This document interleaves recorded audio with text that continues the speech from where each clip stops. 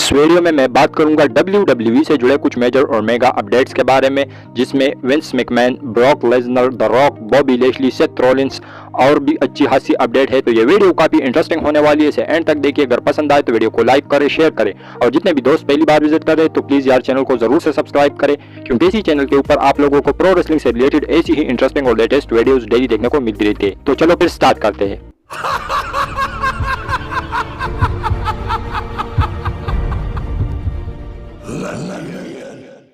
तो सबसे पहले हम बात करते हैं एक क्विक अपडेट के बारे में, जो कि जुड़ा हुआ है मंडे नाइट रॉ की रेटिंग से। तो कल का जो मंडे नाइट रॉ का एपिसोड था वो काफ़ी डिसेंट सा था, काफ़ी कमाल का था, लेकिन फिर भी जो मंडे नाइट रॉ की रेटिंग्स है वो आई है पिछले हफ्ते के मुकाबले में और भी डाउन। और इस हफ्ते की जो मंडे नाइट रॉ को रेटिंग्स मिली है वो है 1.472 मिलियन व्यूज़, जो कि पिछले हफ्ते के मुकाबले में काफ़ी ज़्यादा कम है। पिछले हफ्ते की जो मंडे नाइट रॉ की रेटिंग्स थी वो थी 1.536 मिलियन व्यूज़। और ये जो रेटिंग्स इस हफ्ते के मंडे नाइट रॉ को मिले हैं ये 5 जुलाई 2021 से लेकर अब तक की सबसे कम लोएस्ट व्यूवरशिप है। इतनी कम व्यूवरशिप 5 जुलाई के मंडे नाइट रॉ को मिले थे। इसके बारे में आप क्या कहोगे? और रॉ के बारे में एक अपडेट और भी है, तो उसको आगे कवर करेंगे। इसके साथ हम बात करते हैं अपनी नेक्स्ट अपडेट के ऊपर। तो ये जुड़ा हुआ है सेथ रॉलिंस से। तो जैसा कि आप सब लोग जानते हैं कि सेथ रॉलिंस रिसेंट टाइम में काफ़ी कमाल धमाल मचा रहे हैं, और ऐसे में जो रिपोर्ट्स आ रही थी वो ये थी कि जो सेथ रॉलिंस है वो एक बेबी फेस बन रहे हैं, लेकिन अब अपडेट निकल के सामने आई है और वो ये है कि कोडी रोड जब भी रिटर्न करेंगे तो उसका जो मैच है वो पेंडिंग में है सेथ रॉलिंस के साथ। तो ऐसे में जो WWE है वो भले ही सेथ रॉलिंस को पेस सुपरस्टार की तरह देखे और वो एक्ट भी बेबी फेस सुपरस्टार की तरह कर रहे हैं, लेकिन धीरे धीरे वो हील में कन्वर्ट हो जाएंगे और जब भी कोडी रोड रिटर्न करेंगे तो उसका जो पेंडिंग मैच है वो सेथ रॉलिंस के साथ हो जाएगा, क्योंकि जो कोडी रोड है वो एक पेवर बेबी फेस है और दूसरी तरफ सेथ रॉलिंस जो है वो हील होंगे। तो सेथ रॉलिंस के कैरेक्टर को लेकर ये अपडेट थी। इसके बारे में आप क्या कहोगे? इसके साथ हम बात करते हैं अपनी नेक्स्ट अपडेट के ऊपर। तो ये जुड़ा हुआ है मैंडी रोज से। तो जैसा कि आप सब लोग जानते हैं कि मैंडी रोज मेन रोस्टर के ऊपर आई, इतना खास कुछ किया नहीं, उसके बाद NXT के ऊपर की पर चली गई। वहां पर उन्होंने जो NXT वुमेन्स चैंपियनशिप है वो जीत ली और उसका एक कमाल का रेंज चल रहा था। और आखिरकार आज वो दिन था जिनको रोक्साना पेरेस ने एंड किया मैंडी रोज के इसके कमाल के टाइटल रन के लिए। और आज जो मैंडी रोज का टाइटल रन था वो 413 दिनों के बाद खत्म हुआ। और जो NXT की नई वुमेन चैंपियन है वो है रोक्साना पेरेस। तो उन्होंने हरा दिया है मैंडी रोज को। और अब जो मैंडी रोज की क्लियर डायरेक्शन है वो मेन रोस्टर के ऊपर है और उसका आप लोगों को जल्द ही मेन रोस्टर के ऊपर रिटर्न देखने को मिलेगा। इसके साथ हम बात करते हैं अपनी नेक्स्ट अपडेट के ऊपर। तो ये जुड़ा हुआ है बॉबी लेशली से। तो जैसा कि आप सब लोगों को पता है कि बॉबी लेशली जो थे वो कल उसकी अटैक की वजह से, जब उन्होंने रेफरी के ऊपर अटैक किया तो उसकी वजह से एडम पेयर्स ने उन्हें फायर कर दिया। तो उसके बाद जो है एडम पेयर्स एक ट्विटर के ऊपर एक वीडियो पोस्ट करते हैं, उसमें वो अपॉलॉजी मांगते हैं बॉबी लेशली से और कहते हैं कि जो भी चीज़ें हुई वो सारी गलत हुई हैं, लेकिन आगे से ऐसा नहीं होगा और मैं बैठ के बॉबी लेशली के साथ बात करूंगा।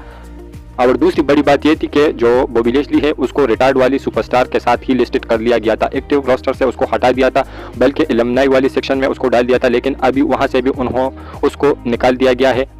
वापस से मेरे ख्याल में एक्टिव सुपरस्टार की लिस्ट में उसको शामिल कर दिया गया है। तो ये सारी जो चीज़ें हैं वो स्टोरी लाइन के हिसाब से चल रही है।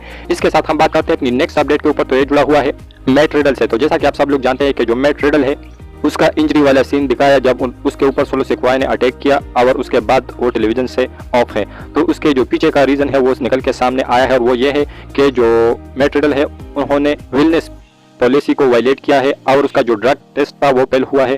तो उसी की वजह से मैट रिडल को टेलीविजन से ऑफ कर दिया गया है WWE वालों ने। तो ऐसे में रिपोर्ट्स ये भी आ रही है कि जो मैट रिडल है उसको सस्पेंड भी कर दिया गया है, लेकिन उसके बारे में कोई कंफर्म अपडेट नहीं है। लेकिन ये चीज़ें बिल्कुल कंफर्म है कि उन्होंने वेलनेस पॉलिसी को वायलेट किया है और उसका जो ड्रग टेस्ट था वो फेल हुआ है।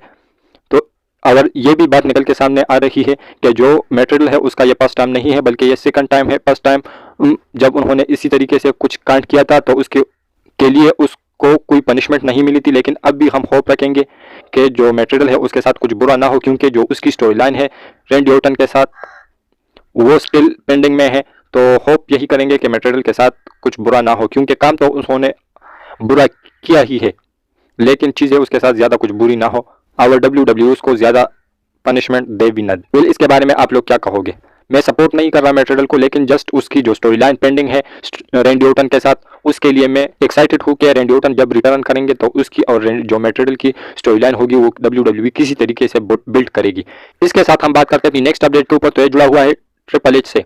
तो जैसा कि आप सब लोग जानते हैं कि ट्रिपल एच जब से कंट्रोल में आए हैं तब से वो नई नई चीज़ें कर रहे हैं। तो ऐसे में अपडेट निकल के सामने आई है कि जो ट्रिपल एच है और यूएसए नेटवर्क। तो इन दोनों के दरमियान जो है निगोसिएशन चल रही है किस चीज़ को लेकर, मंडे नाइट रॉ को लेकर के जो ट्रिपल एच है वो मंडे नाइट रॉ का जो 1 घंटा है वो कट करने वाले हैं और मंडे नाइट रॉ को भी वो 2 घंटे का बनाने वाले हैं। किस रीज़न की वजह से, क्योंकि जो मंडे नाइट रॉ की रेटिंग्स है वो दिन ब दिन कम होती जा रही है, तो इसी वजह से जो ट्रिपल एच है वो मंडे नाइट रॉ को 2 घंटे का बनाने वाले हैं। लेकिन अगर चीज़ें किसी पॉइंट पर कंफर्म होती है तो आप लोगों को मंडे नाइट रॉ जो है वो 2 घंटे का शो देखने को मिलेगा आगे से। वेल, इसके बारे में आप क्या कहोगे, 3 घंटे की मंडे नाइट रॉ सही है या 2 घंटे की करनी चाहिए ट्रिपल एच को? इसके साथ हम बात करते हैं अपनी नेक्स्ट अपडेट के ऊपर। तो ये जुड़ा हुआ है ब्रॉक लेसनर से। तो जैसा कि आप सब लोग जानते हैं कि जो ब्रॉक लेसनर है उसकी जो स्टोरी लाइन है वो स्टिल बॉबी लैशली के साथ पेंडिंग है, और जैसे ही वो अपना रिटर्न करेंगे तो ऐसे में बताया जा रहा है कि उसका जो मैच है या तो रॉयल रंबल में आप लोगों को देखने को मिलेगा बॉबी लैशली और ब्रॉक लेसनर का, या एलिमिनेशन चैम्बर में। और WWE का कुछ भी प्लान नहीं है इस मैच को लेकर के इस मैच को रेसलमेनिया में बुक किया जाए।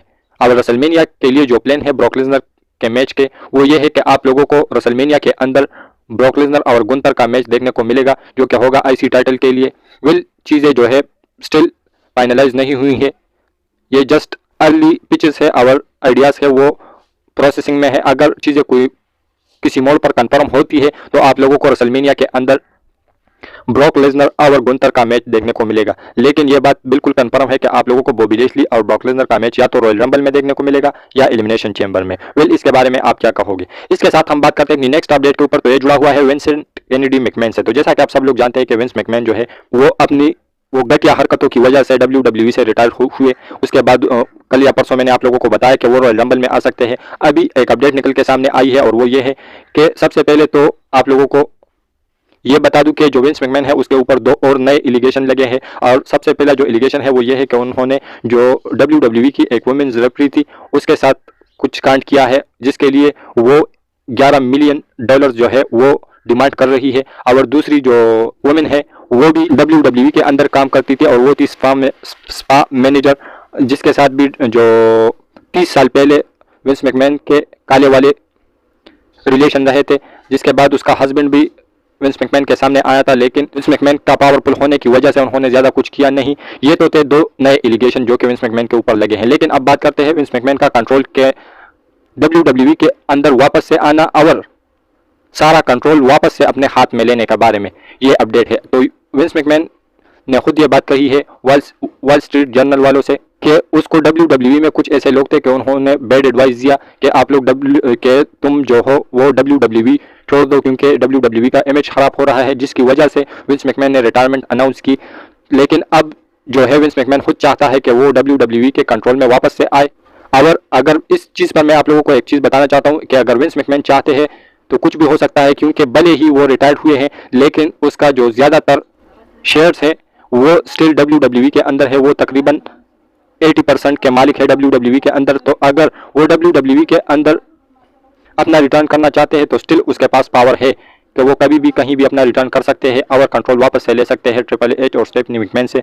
तो आप लोग क्या जो विंस मैकमैन है उसको वापस से कंट्रोल में देखना चाहते हो या नहीं? वेल, इसके बारे में अपनी राय नीचे कमेंट सेक्शन में दीजिए। लेकिन जो विंस मैकमैन है उन्होंने अपनी डायरेक्शन क्लियर कर दी है कि वो वापस से WWE के कंट्रोल में आना चाहते हैं और वो आ भी सकते हैं क्योंकि वो इस समय ज़्यादा शेयर होल्डर है। इसके साथ हम बात करते हैं अपनी नेक्स्ट अपडेट के ऊपर। तो ये जुड़ा हुआ है विलियम रीगल से। तो जैसा कि आप सब लोगों को पता है कि विलियम रीगल AEW से रिलीज हुए, उसके बाद अपडेट आई कि उन्होंने WWE के साथ डील साइन किया। अब अपडेट निकल के सामने आई है कि सारी चीज़ें जो है वो फाइनलाइज हुई है और जो विलियम रीगल का रोल होने वाला है वो बैक स्टेज पर वाइस प्रेसिडेंट का रोल प्ले करेंगे और वो बैक स्टेज पर अपना काम संभालेंगे जो कि होगा वाइस प्रेसिडेंट का। वेल, इसके बारे में अपनी राय नीचे कमेंट सेक्शन में दीजिए। क्या आप लोगों को किस तरीके से कंट्रोल में देखना चाहते थे विलियम रीगल को, या उसके लिए ये वाइस प्रेसिडेंट वाला रोल जो है वो सही है? इसके साथ हम बात करते हैं आज की फाइनल अपडेट के ऊपर। इसके बारे में हम डिटेल में बात करेंगे। तो सबसे पहला जो अपडेट है वो ये है कि जो रॉक है उसके बारे में एक स्टेटमेंट निकल के सामने आई है रॉक और रोमन के मैच के बारे में विंस रूसो की तरफ से। और वो ये है कि अगर रोमन जीत जाते हैं रॉक के सामने रेसलमेनिया 39 के अंदर तो ज़्यादा कुछ बेनिफिट नहीं मिलेगा रोमन रेंस को। क्यों? क्योंकि जो रोमन रेंस है वो ज़्यादा यंग बंदा है रॉक से, और रॉक से बड़े बड़े सुपरस्टारों को उन्होंने हराया हुआ है मेन रोस्टर के ऊपर एक्टिव सुपरस्टार में, जिसमें ब्रॉक लेसनर सबसे ऊपर है। तो ये तो थी विंस रूसो की स्टेटमेंट। अब बात करते हैं अपडेट के बारे में। तो रॉक के बारे में अपडेट निकल के सामने आई है और वो ये है कि रॉक अपना रिटर्न करेंगे रॉयल रंबल के अंदर। ये तो पहले आई थी लेकिन अब निकल के सामने आई है एक और अपडेट और वो ये है कि जो रॉक है वो सिर्फ रॉयल रंबल में अपना रिटर्न नहीं करेंगे, बल्कि वो मल्टीपल स्मैकडाउन के एपिसोड में भी अपना अपीयरेंस करेंगे, क्योंकि जो स्टोरी लाइन है WWE उसको कुछ अच्छी तरीके से बिल्ड करना चाहती है, क्योंकि ये फैमिली वाली स्टोरी लाइन है। तो WWE इसको प्रॉपर टाइम देगी और जो रॉक है वो मल्टीपल स्मैकडाउन के एपिसोड में अपेयर होंगे। और ये जो मैच है ये आप लोगों को रेसलमेनिया 39 के नाइट 2 के मेन इवेंट में देखने को मिलेगा। विल, इसके बारे में आप क्या कहोगे? और आज की वीडियो थोड़ी सी लेंथी हो सकती है, लेकिन अपडेट ज्यादा थे। विल, इसके बारे में आप लोग अपनी राय नीचे कमेंट सेक्शन में दीजिए। और हमारी ये जो आज की वीडियो थी वो यहीं तक की थी। अगर पसंद आए तो वीडियो को लाइक करें, शेयर करें, और जितने भी दोस्त पहली बार विजिट करें तो प्लीज यार चैनल को जरूर से सब्सक्राइब करें, क्योंकि इसी चैनल के ऊपर आप लोगों को प्रो रेसलिंग से रिलेटेड ऐसी ही इंटरेस्टिंग और लेटेस्ट वीडियोस डेली देखने को मिलती रहती है।